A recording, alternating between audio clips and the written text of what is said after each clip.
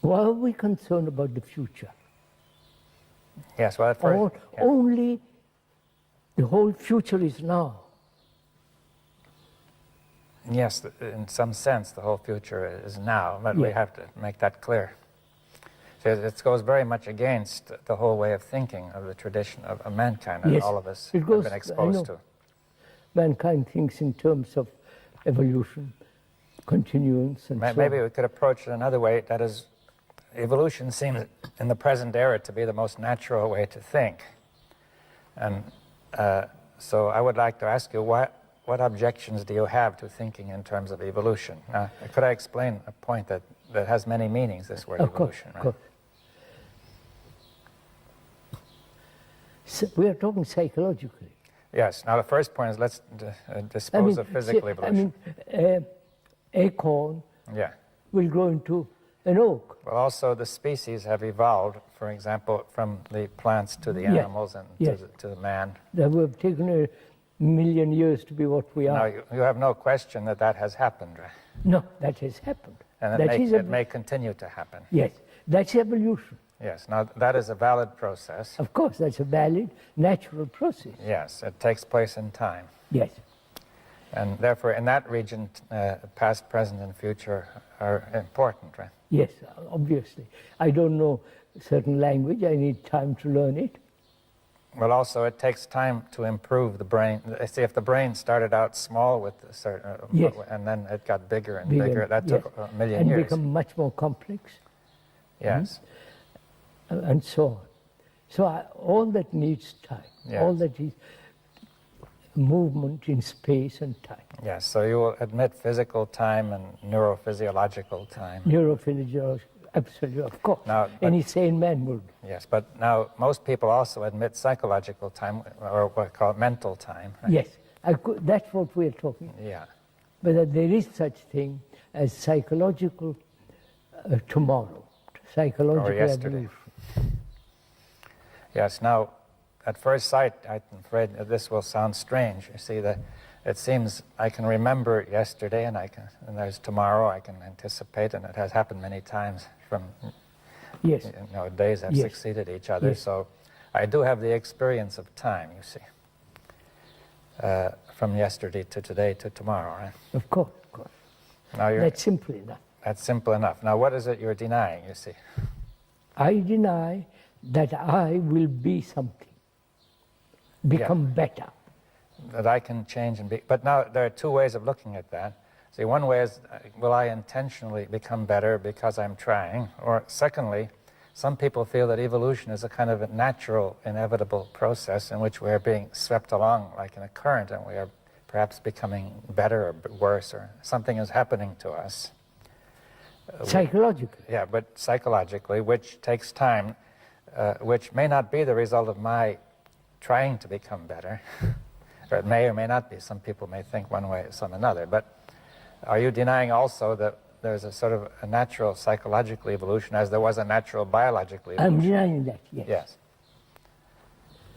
Now, why do you deny it? Because first of all, what is the psyche? Yes. The me, the ego, and so on. What is it? Yes, well now, the word psyche has many meanings. It may mean the mind, for example. Now, do you mean by that the ego is the same thing? The ego. I'm talking of the ego, the me.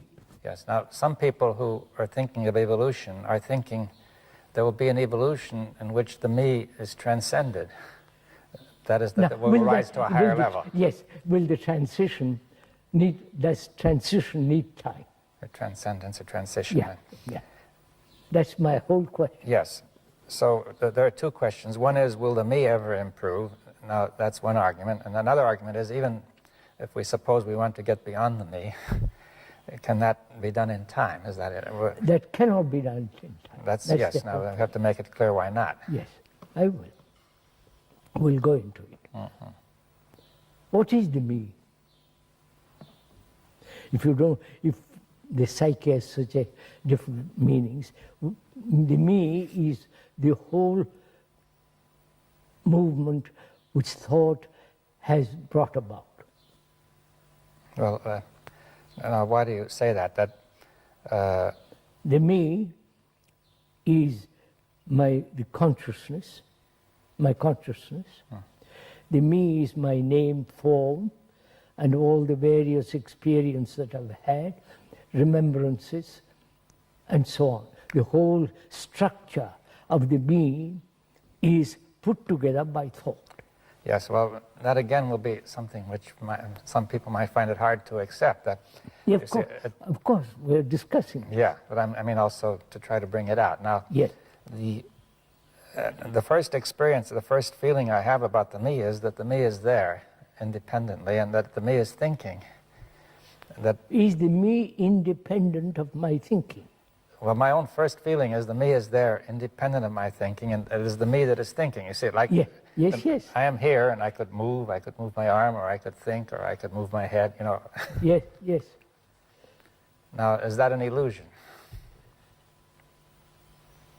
No. Why? Because the me, when I move my arm, there is the intention to grasp something, to take something, to put something, which is also, first, is the movement of thought, and that makes the arm move, and so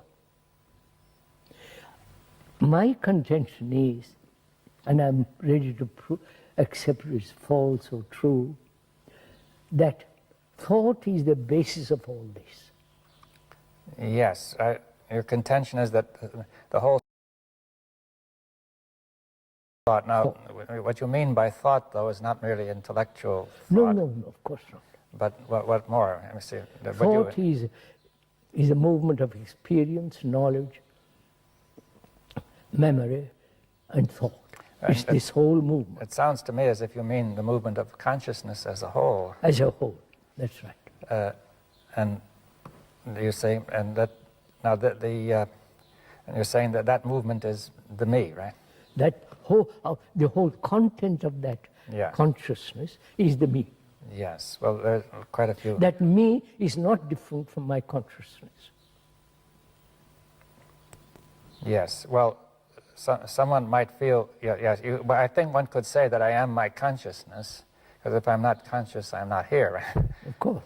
Now, is consciousness nothing but, say, what you have just described, which includes thought, feeling, intention, aspirations, memories, beliefs, dogmas, the rituals I perform, the whole, like the computer that's been programmed. Yes. Now, that certainly is in consciousness. Everybody would agree. But some people would feel, or many people would feel, that there's more to it than that. That consciousness may go beyond that. Let's go into it. It is the content of consciousness makes up the consciousness, the content. Yes, I think that requires, some understanding that, you see, the ordinary use of the word content is quite different. If you say that the content of a glass is water, right? Yes. So the glass is one thing and the water is another, right? No. It contains, the water, glass contains the water. Now the word content would suggest that something contains it, right? All right. Consciousness is made up of all what it has remembered, beliefs, dogmas, rituals, the nationalities, fears, pleasures, sorrow. Yes. Now, if all that were absent, would there be no consciousness? Not as we know it. But there still would be a kind of consciousness. A totally different kind. Well, then I think you really mean to say that consciousness as we know it is made up. I said that. Oh, yes. Consciousness as we know it is all that. As we generally know it. Right? Yes. And that is the result of multiple activities of thought.